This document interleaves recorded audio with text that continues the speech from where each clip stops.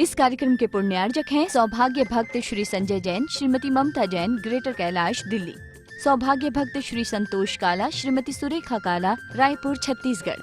सौभाग्य भक्त श्री रमेश काला, श्रीमती गुणमाला काला, हैदराबाद। सौभाग्य भक्त श्री विजेंद्र जैन, श्रीमती निर्मल जैन, गुरुग्राम। आयोजक सौभाग्य संस्कार संगठन, दिल्ली। अचल जैन, अजीत सेठी, विकास जैन, पुष्प जैन। महानुभाव, यदि कोई इंसान बीमार हो जाए तो उसको बीमारी चेक करने का उपाय डॉक्टरों के पास है। यदि कोई इंसान किसी रोग से पीड़ित हो जाए तो उस रोग को देखने का उपाय डॉक्टरों के पास में है। जैन धर्म में सटलेस्या बताई जाती हैं। उस सटलेस्या के माध्यम से आदमी अपने भावों की पहचान कर लेता है कि हमारे कौन से भाव हैं और हमारी कौन सी लेस्या होगी। कृष्ण, नील, कापोत और पीत, पद्म और शुक्ल, इन लेस्याओं को पढ़ने से आपको मालूम चल जाएगा कि आपके अंदर कौन से भाव चल रहे हैं, आपके अंदर कौन सी व्यवस्था चल रही है, आपके साथ में कौन सी क्रिया चल रही है। तो मैं आपको बता रहा था कि आज आपको जानना है कि हम किस तरह के इंसान हैं। जनरल दिखने में आता है कि लोग कह देते हैं कि यह व्यक्ति बड़ा कंजूस किस्म का आदमी है, और ज्यादा हो जाएगा तो लोग कह देंगे यह कैसा है। कंजूस से बड़ा और क्या होता है? कंजूस से बड़ा क्या होता है? मक्खी चूस किस्म का आदमी है। तो आज मैं आपको बताना चाहता हूं 4 प्रकार के इंसान जीवन में होते हैं, और उन 4 प्रकारों के इंसान में से अपने अपने आप का निरीक्षण, परीक्षण खुद को करना है कि हमारा नंबर कहां पर है। पहले नंबर का इंसान होता है मक्खी चूस किस्म का। पहले नंबर का इंसान हुआ करता है मक्खी चूस किस्म का, अर्थात जो ना खुद खाता है ना दूसरों को खाने देता है। जो ना तो खुद खा सकता है ना दूसरों को खाने देगा, अर्थात यहां खाने से तात्पर्य नहीं है, ना वस्तु का उपयोग खुद कर सकता है ना दूसरों को करने देगा। घर में कई बार होता है कि आपके पास में कोई सामग्री आ गई, आपके पास में कोई वस्तु आ गई, तो उस वस्तु का आप ना तो उपयोग करते हो और ना दूसरों को करने देते हो। ये मक्खी चूस किस्म के लोग हुआ करते हैं कि जो वस्तु की प्राप्ति होने के बाद ना तो उसका उपयोग करते हैं और ना दूसरों को करने देते हैं। इसलिए कहा जाता है कि ना खुद खाते हैं ना दूसरों को खाने देते हैं। आप लोग आम भाषा में कहते हो, बातचीत के दौरान कहते हो कि ज्यादा जोड़कर रखोगे तो क्या होगा?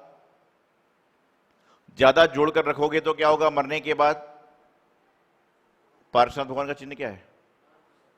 आप लोग कहते हो कि ज्यादा जोड़ जोड़ के रखोगे तो मरने के बाद क्या होगा? सांप बन जाओगे। कौन सा? कोबरा की पानी वाला? ज्यादा जोड़ जोड़ के इंसान रखेगा तो क्या होगा? बाद में नाग बनकर उसकी रक्षा करेगा, फिर भी ना खाएगा ना खाने देगा। तो मक्खी चूस किस्म के लोग इसी तरह से होते हैं कि जिनके पास में होने के बाद भी ना देने के भाव हैं ना लेने के भाव हैं। वो सिर्फ क्या कर रहे हैं? एक प्रकार से वह इसके सिर्फ व्यवस्थापक हैं, देख रेख करता है। जिस प्रकार से मिठाई की दुकान पर कोई आदमी काम करने जाता है और वह बनाता नहीं है, सिर्फ मिठाई की दुकान पर बैठता है, तो वह बैठे बैठे मिठाई की सुगंध तो ले सकता है, लेकिन मिठाई को खाना है तो बिना मालिक के पूछे, बिना खरीदे मिठाई को नहीं खा सकता। उसी प्रकार से मक्खी चूस लोगों की स्थिति होती है कि वह उसके रक्षा कर रहे हैं, उसका उपभोग नहीं कर पाते। और यह व्यक्ति आगे जाकर किस तरह से होते हैं? आप लोग प्रातःकाल जब अपने घर के बाहर निकलते हो, आप लोग प्रातःकाल जब घर से नीचे उतरते हो तो आपने अक्सर देखा होगा कि आपकी गाड़ी के ऊपर कौन बैठा रहता है? आपकी गाड़ी के ऊपर जानवर, पक्षी बैठे रहते हैं। ये कौन है? ये कोई और नहीं, ये पिछले जन्म में हो सकता है इसी तरह की गाड़ियों के मालिक होंगे और इन्होंने क्या किया कि उसका उपभोग नहीं किया, ना चलाई ना चलाने दी। इस कारण से क्या हो रहा है, आज मजबूरन वो उसके ऊपर बैठकर सुख का आनंद प्राप्त करना चाह रहे हैं। तो ये तो हुआ पहला मक्खी चूस किस्म का आदमी।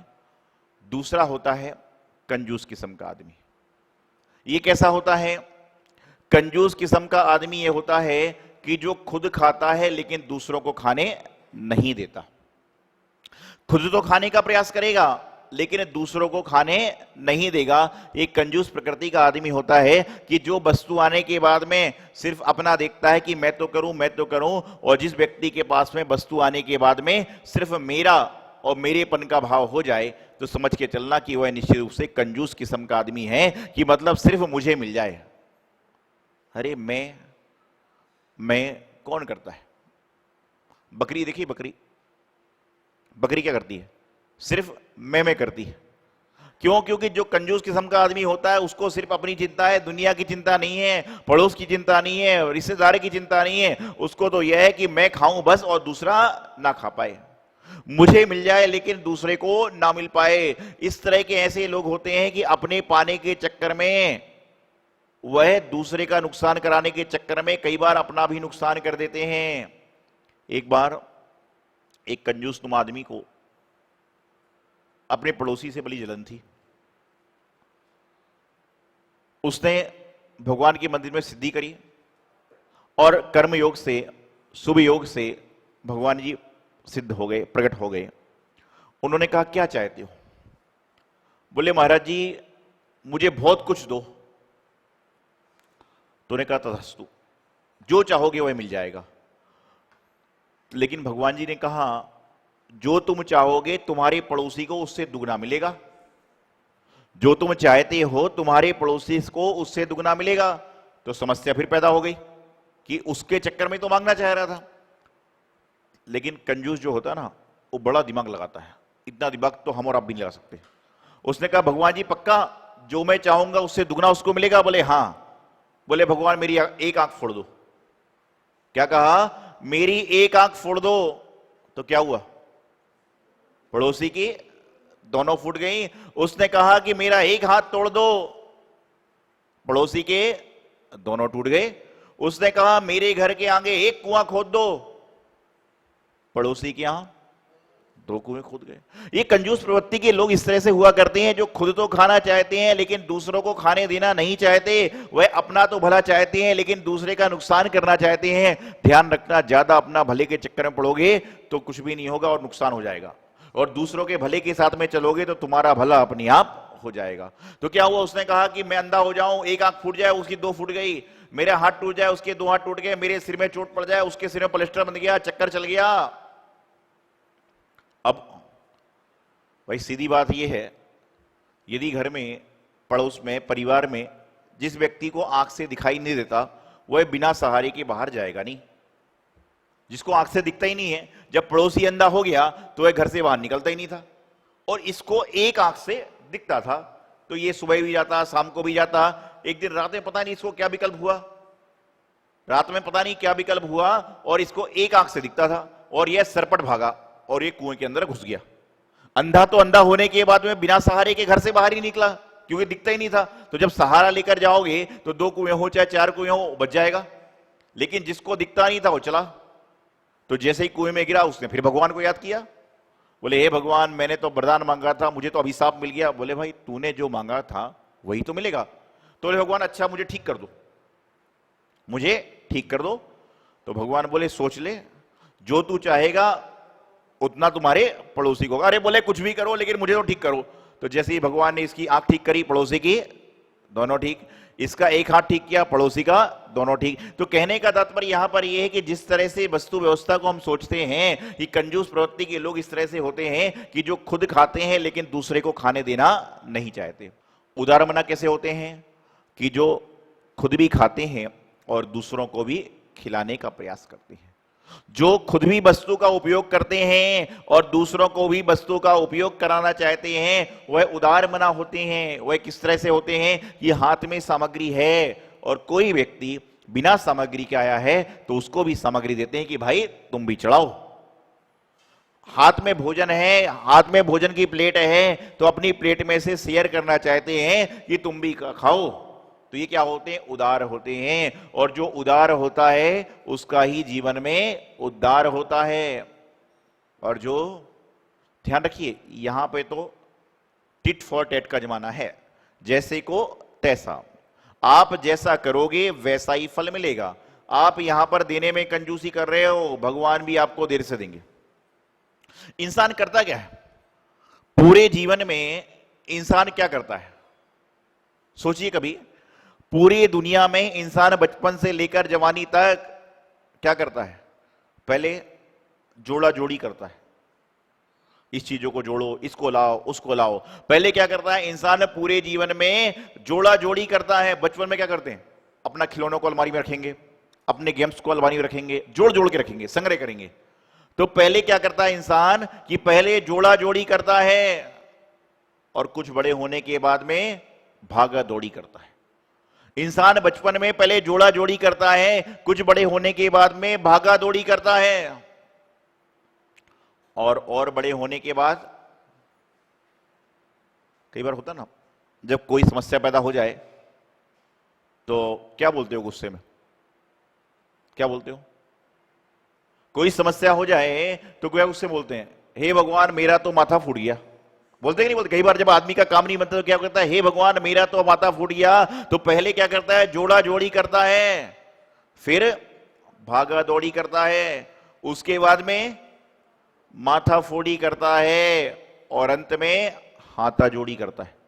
पहले जोड़ा जोड़ी करता है, फिर भागा दौड़ी करता है, फिर माथा फोड़ी करता है और उसके बाद में अंत में हाथा जोड़ी करता है। मैं तेरे हाथ जोड़ता हूं, मुझे क्षमा कर दे। मैं तुम्हारे हाथ जोड़ता हूं, मुझे बख्श दो। क्या होता है कि पहले तुमने जोड़ा जोड़ी में समय निकाल दिया, फिर भागा दौड़ी में समय निकाल दिया, फिर माथा फोड़ी में समय निकाल दिया, अंत में मात्र हाथ जोड़ने में ही समय जाएगा और कुछ भी नहीं होगा।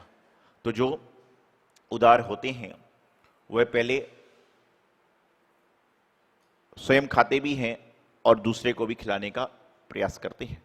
तो मक्खी चूस को समझा, कंजूस को समझा, उदार को समझा, और चौथे नंबर का इंसान है दाता।